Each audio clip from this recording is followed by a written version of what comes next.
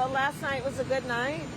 We had the chance in front of 100,000 people to talk about what's at stake in this election and to point out that the American people have a real choice and a very important decision to make in 6 days.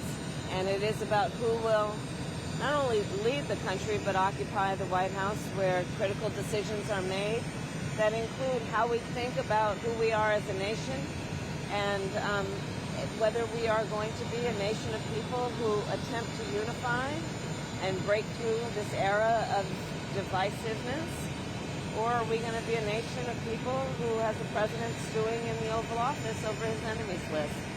And I think that the turnout last night and the kind of feedback that we are receiving is a strong indication that the American people actually want a leader who is going to bring us together, and that's the type of leader I intend to be. Have you spoken to President Biden since his comment last night about garbage? Listen, I think that, first of all, he clarified his comments, but let me be clear, I strongly disagree with any criticism of people based on who they vote for. You heard my speech last night and continuously throughout my career.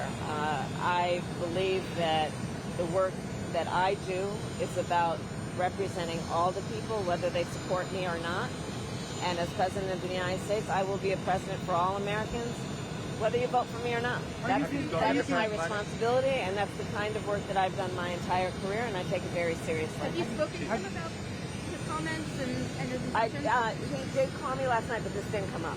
Tom, are you concerned about what impact this may have on voters, on the divisiveness of the election, and whether or not it's going to dissuade some people from supporting you because of your affiliation with the president and this administration? I've been very clear with the American public. I respect the challenges that people face.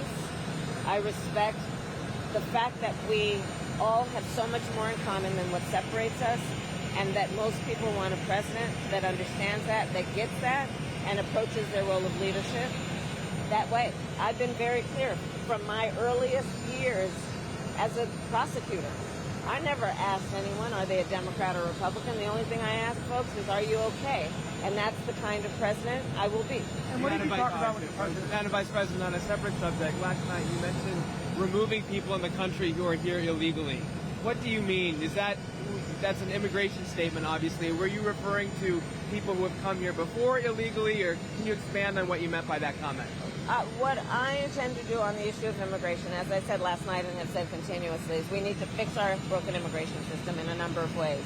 We need to strengthen the border and put more resources at the border, which is why I support the bipartisan bill that Donald Trump killed that would have otherwise put 1,500 more border agents at the border, put more resources into prosecuting transnational crime, and would very importantly put more resources into stemming the flow of fentanyl, which is killing people around the country. And when I am elected president, I will bring that bill back and I will sign it into law.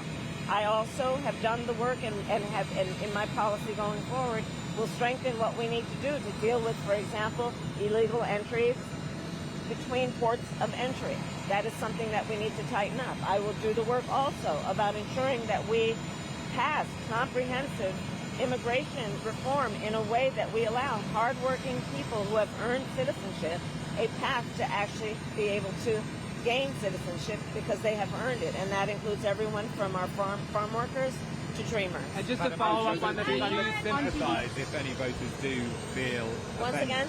Do you sympathise with any voters who do feel offended by or insulted by the garbage comments? I am running for president of the United States. I will be traveling to 3 states today to do what I have been doing throughout, which is talking with the American people about the fact that, first of all, I get it in terms of the concerns they have about challenges like the price of groceries. Second, my highest priority is to address that and to lift them up around their ambitions, their aspirations, and their dreams, which is why I have a very specific and detailed plan about strengthening our economy.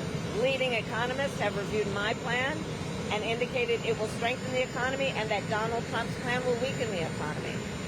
So I'm going to be spending full time, as I've been, talking with the American people, whoever they voted for last time, And as I have said and will repeat over and over again, I am sincere in what I mean.